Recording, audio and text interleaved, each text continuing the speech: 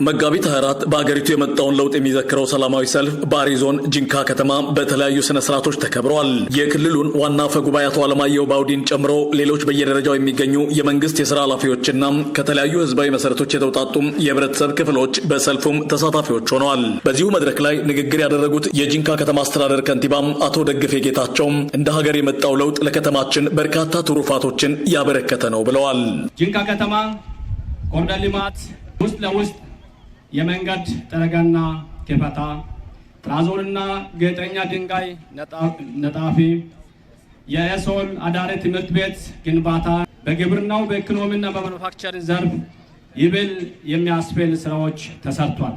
ለውጡ በፍትሃዊነት የመደራጀት መብትን ያጎናጸፈም ስለመሆኑ አብነት በማንሳት ጭምር አመላክተዋል። በተለይም ከመጋቢት ፍሬዎች ዋናውና የህዝባችን የጋራ ጥያቄ የሆነውን በዞን የመደራጀት መብት ተቀባይነት ያገኘበት ክቡር ጠቅላይ ሚኒስትራችን ቆራጥ አቋም በመያዝ ለህዝባችን ቅድሚያ የሰጠበት ወቅት በመሆኑ ይበልጥ ልዩ አድርጎ መጋቢት 24 ደምቋል። የመጋቢት 24ቱ ለውጥ ለሀገራችን ዳግማዊ አድዋ የሆነው የህዳሴ ግድብ የተጠናቀቀበት ወቅት መሆኑም ለየት የሚያደርገው ነው ያሉት ደግሞ የአሪ ዞን ዋና አስተዳዳሪ አቶ አብርሃም አታ ናቸው። በሀገራችን አልፎም በዓለም በአፍሪካም ትልቅ የሚባለውን የህዳሴ ግድብ ብስራት የሰማንበት ወደ ስራ የገባበት ዳግማዊ አድዋ ተብሎ ከዳር እስከ ዳር ሁሉም ኢትዮጵያዊ አሻራው ያሳረፈበትን ሪባን የቆረጥንበት ለየት ያለ ዕለት መሆኑ ይታወቃል። እንደ ሀገር ከተመዘገቡ አንጸባራቂ ውጤቶች ባሻገርም የኮሪደር ልማት ስራዎች በለውጡ መንግስት የፈካንበት ነው ሲሉም ገልጸዋል።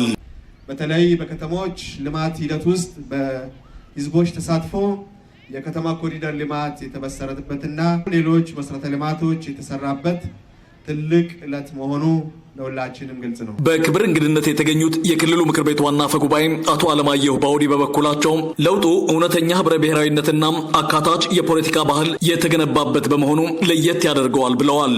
በሀገራችን ገፊና ተገፊ እውነተኛ የሆነ ህብረ ብሔራዊ የልዩነት ሀሳብ የሚስተናገድበት የፖለቲካ ምህዳር ከጠበበበት ወጥቶ አካታች የሆነ ሀሳቦች የሚስተናገዱበት የሀሳብ ልዩነት እንደ ጸጋ የሚወሰድበት የፖለቲካ ባህል የተገነባበት ቀንም በመሆኑ ልዩ ያደርገዋል። ከፖለቲካ ባሻገርም በሌሎች መስኮች ለውጥ የመጣበት ሲሆን አሳሪ የፖለቲካ ባህሎች የተፈቱበት በድምሩም በፉክክርና ሚዛናዊነት በጋራ ለመስራት እድል የፈጠረ ቀንም ነው ሲሉም ገልጸዋል።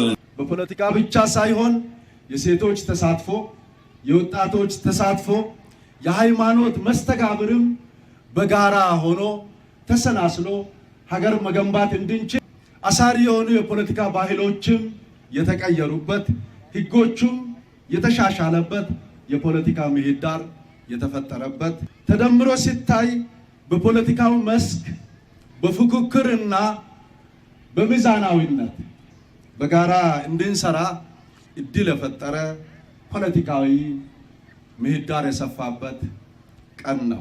በሌላ በኩልም በኢኮኖሚው ዘርፍ ከተረጅነት ወደ ምርታማነት በሚል መርህ ከስንዴ መስፈር ያላቀቀን አጋጣሚ የተፈጠረው በዚሁ መጋቢት 24 ነው ሲሉም አንስተዋል።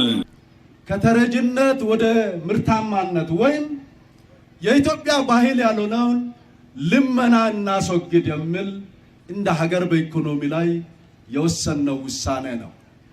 ዓለም አቀፉ እኛን በመዝገበ ቃላት የልመና ተምሳሌት ተደርጎ ከሚወስድበት ስንዴ ከሚሰፈርልን ተላቀን ጸጋዎቻችን ተጠቅመን ኢትዮጵያን እንድናበለጽግ በተጨባጭ ውሳኔ የተወሰነበት ለዚህ እድልም የፈጠረ ቀን ነው ተብሎ ስለሚወሰድ ነው የኢኮኖሚ ፍሬም ነው ተብሎ የሚዘከረው።